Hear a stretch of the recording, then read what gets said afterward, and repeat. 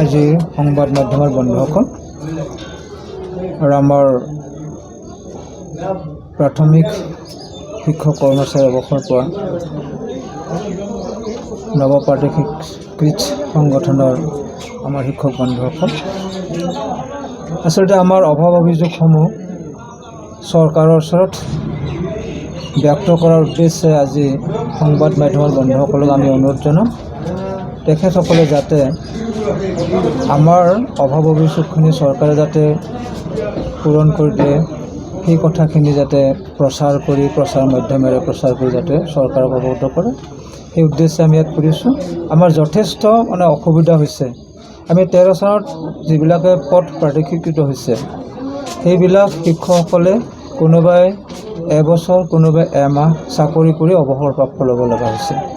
গতিকে এবছৰ বা এমাহত যদি অৱসৰপ্ৰাপ্ত হোৱাৰ পিছত আমি এতিয়া কোনো টকা পইচাৰ সুবিধা নাই, না আমি বেপাৰে কৰিম না আমি কিবা এটা কামে কৰিম, একো সুবিধা নাই। সেইকাৰণে আমাৰ বহুত অসুবিধা আছে ঘৰ চলোৱাত।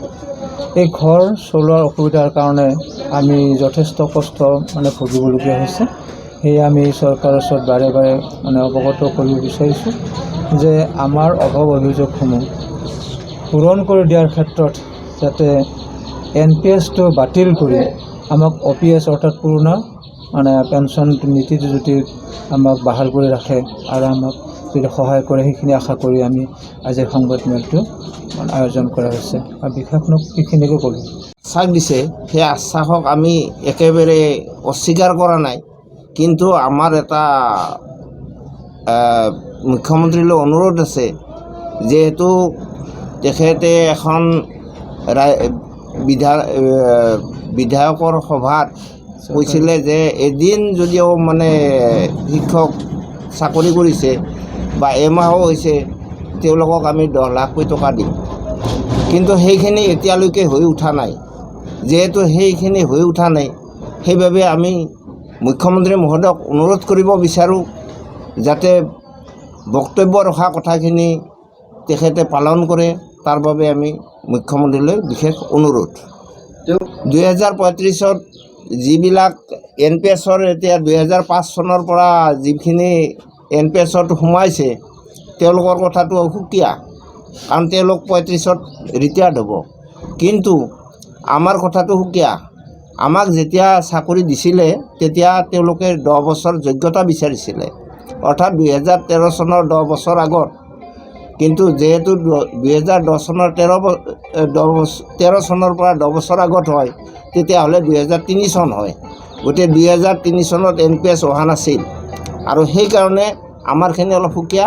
আৰু মুখ্যমন্ত্ৰী মহোদয়ে যাতে আমাক এই 2013 চনৰ যিখিনি শিক্ষক আছে পদ প্ৰাদেশিকৃত শিক্ষক, তেখেতসকলক যাতে অলপ সুকীয়া ধৰণে বিবেচনা কৰে, তাৰ বাবে আমি মুখ্যমন্ত্ৰী মহোদয়লৈ আমাৰ অনুৰোধ আছে।